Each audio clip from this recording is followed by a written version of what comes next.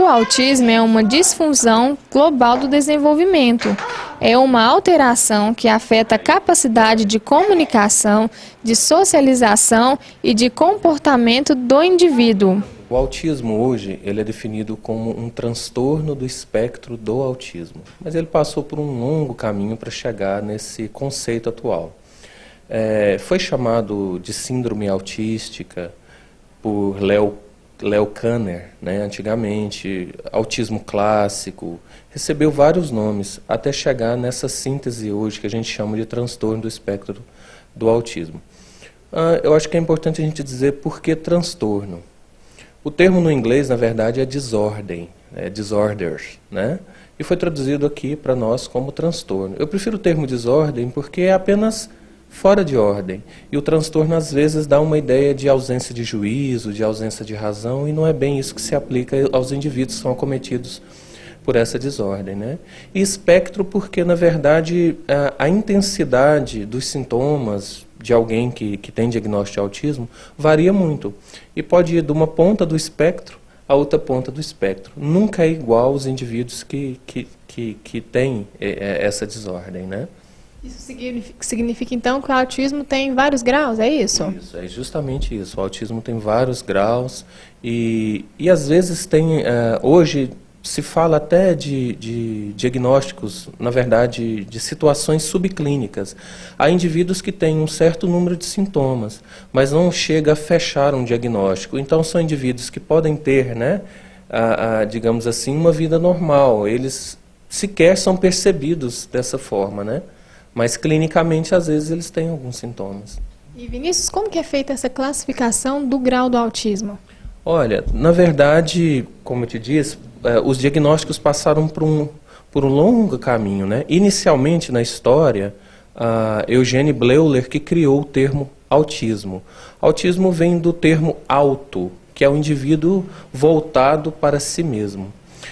O Bleuler, ele dividiu, no início, ele separou a esquizofrenia da demência, né?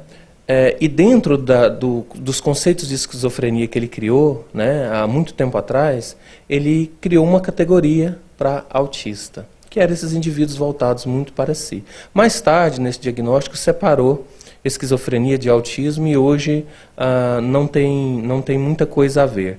Mas o importante hoje não existe mais uma terminologia para os graus, como existiu, por exemplo, antes. Autismo clássico, né, que era um indivíduo com um funcionamento muito baixo, muito comprometido. Autismo de alto funcionamento, ou síndrome de Asperger, que já era um indivíduo que tinha o diagnóstico de autismo, mas um funcionamento muito bom, muito próximo daquilo que as pessoas chamam de normal, né? Então hoje não mais tem isso, apenas dizemos transtorno do espectro do autismo. E a gente entende que o indivíduo tem mais habilidades num sentido, menos em outra, está mais comprometido na determinada área em outra, né? Geralmente as áreas que são pensadas dentro do autismo são as áreas sociais, as áreas do comportamento e as áreas da linguagem e da comunicação. É dentro dessa tríade, mais ou menos, que a gente começa a avaliar e tentar entender quais são as dificuldades que o indivíduo traz, né? Ainda segundo Vinícius, as causas do autismo podem ser biológicas, mas está comprovado que fatores como ambiente e vida social podem causar o autismo. O comportamento diferenciado do autista pode ser percebido já nos primeiros meses de vida da criança. Olha, o autista, ele tem um quadro, digamos, clínico muito específico, né? Uma das coisas mais perceptíveis para todos nós é que ele parece ter um certo alheamento do ambiente social, né? Ele também tem comportamentos, ele manifesta tendência a comportamentos repetitivos, sejam eles vocálicos ou sejam eles motores. São as chamadas estereotipias verbais, estereotipias motoras. Ele também é um indivíduo que apresenta uma certa dificuldade na mudança das rotinas. Ao mudar certas rotinas, ele apresenta um quadro muito específico de dificuldade de adaptação. E, especificamente, ele tem problemas de aprendizagem na área dos comportamentos sociais, na área dos comportamentos de autocuidado e dos comportamentos acadêmicos ou escolares. Tudo isso é manifestado desde muito cedo no desenvolvimento dessa criança, o que impede que ela tenha um repertório mais amplo de comportamentos que dê para ela uma adaptação, digamos assim, mais regular dentro da cultura, dentro da sociedade, dentro das relações dela.